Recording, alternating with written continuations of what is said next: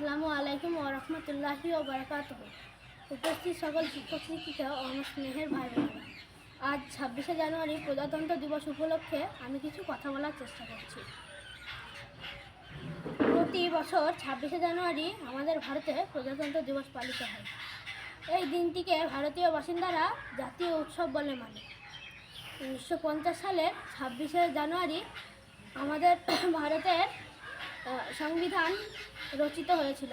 এই সংবিধান রচনা করেন ডক্টর বি.আর. আম্বেদকর এবং ডক্টর বাবা সাহেব আম্বেদকরকে বলা হয় এই সংবিধানের জনক। আমাদের সংবিধান হলো পৃথিবীর বৃহত্তম লিখিত সংবিধান। এই সংবিধান লিখতে সময় লাগে 2 বছর 11 মাস 18 দিন, প্রায় 3 বছর। সবশেষে আমি বলতে চাই যে আমি ভারতবাসী, আর এই কথাটা নিয়ে আমি খুব গর্বিত। আসসালামু আলাইকুম।